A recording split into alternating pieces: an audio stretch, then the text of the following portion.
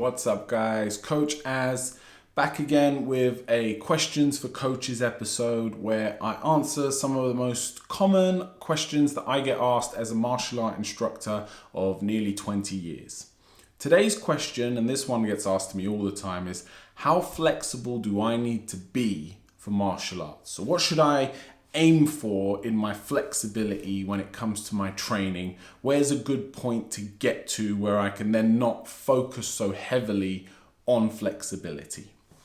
And the simple answer, and with all of these, there's a simple answer and then we can go into a bit more detail. The simple answer is you need to be flexible enough that you can execute any technique that you would want to use within your style and within your martial arts. So for a boxer, as a great example, flexibility isn't going to be a major importance. You're not kicking, you're not raising your leg above the waist, and as long as you've got the shoulder mobility to move freely through a punching range, you're kind of covered. Very little focus needs to be on it. If you are a Muay Thai fighter, you have got the head kick, but I know a lot of very good, very effective Muay Thai fighters who can't kick above waist height, but they have devastating leg kicks and they have devastating body kicks. And if they need to, they can get the leg up to the head, but it's not really their focus.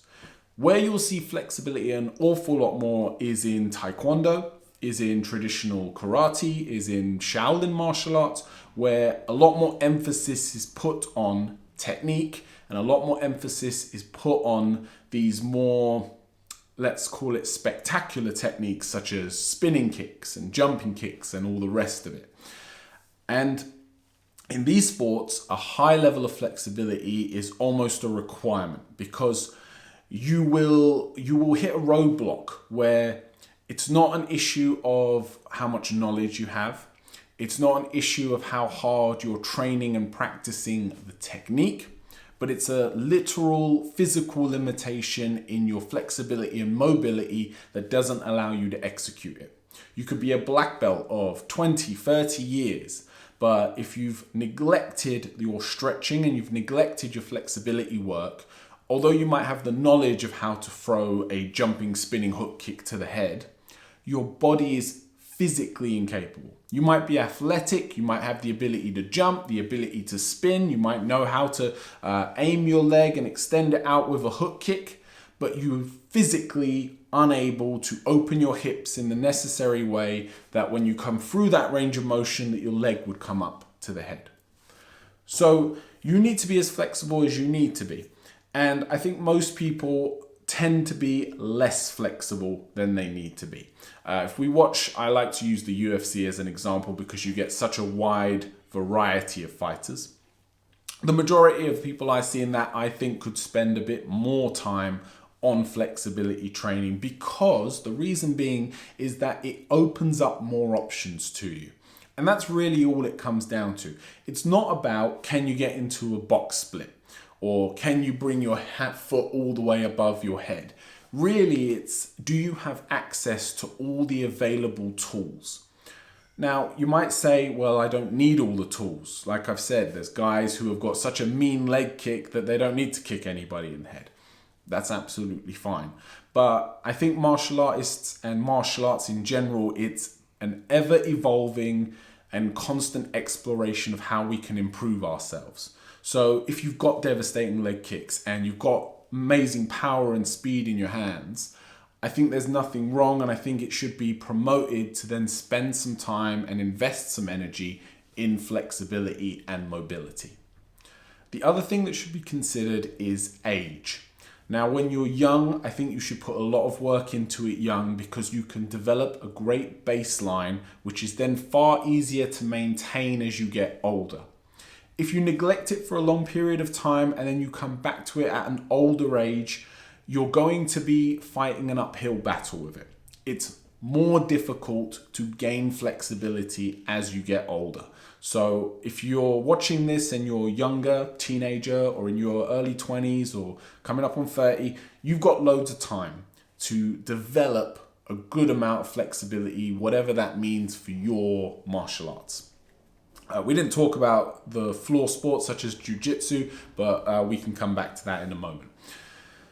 I've thrown myself off. Age. If you're a bit of an older martial artist, so you're in your 30s, you're in your 40s plus, and you haven't done, or maybe you started at a later age, I want you to still invest in it. I don't want you to think that it's beyond you, because it's not. You just got to understand it's going to take you longer. You probably weren't born inflexible. A lot of people like to say that they are, but it's not really reality.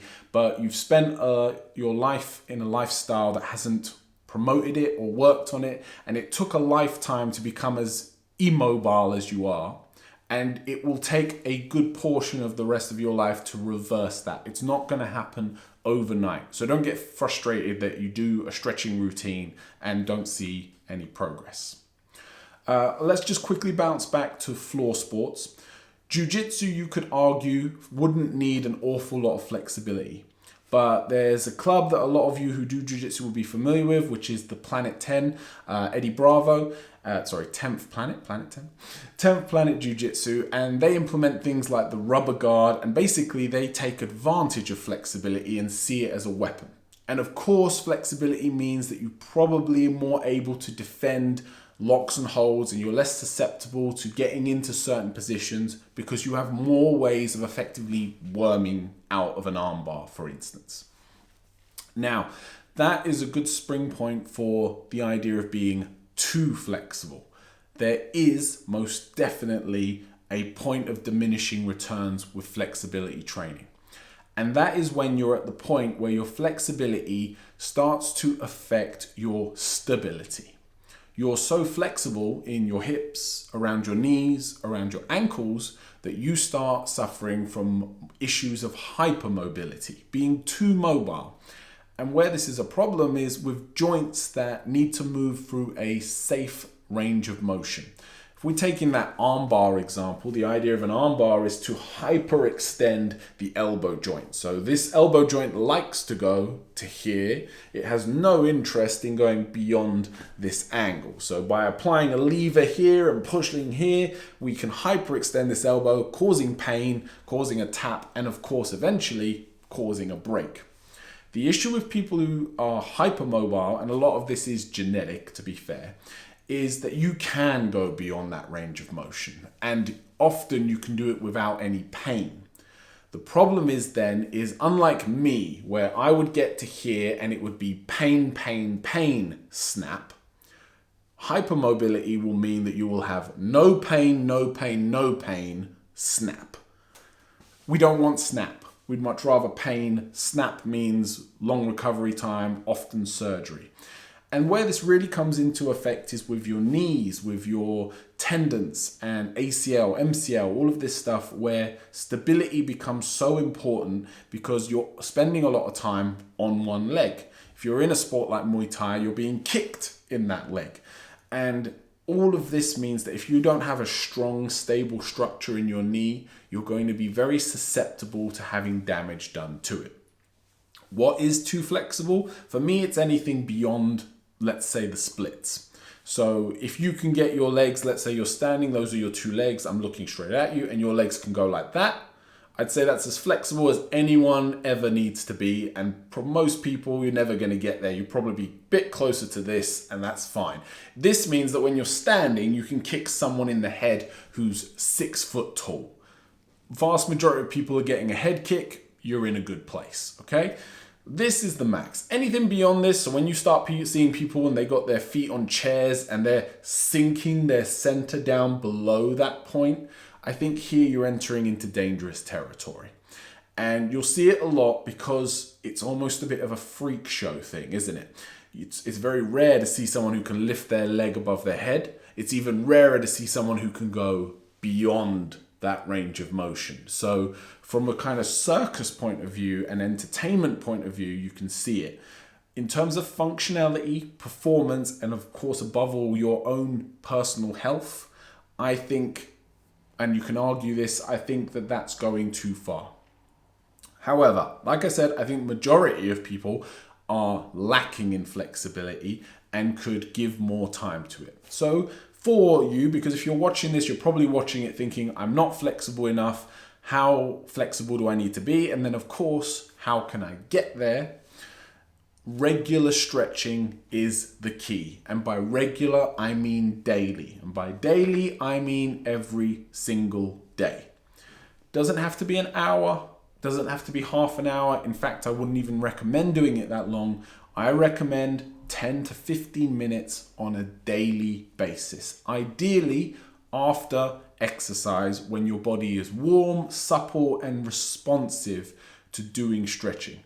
However, if you don't have time after your workout, do it before. If you don't have time before, do it at a separate time during the day. But I do recommend that if you're looking to increase flexibility, to do it every single day. If you've got a level of flexibility and you're looking to maintain it, then really it's as you see fit, but I'd recommend at least once a week, and if not a bit more. And as you get older, that needs to go up. When you're younger, you'll maintain it without doing an awful lot, but as you get older, that flexibility, if you don't use it, you'll lose it, and that's what's going to happen. So you can take it down.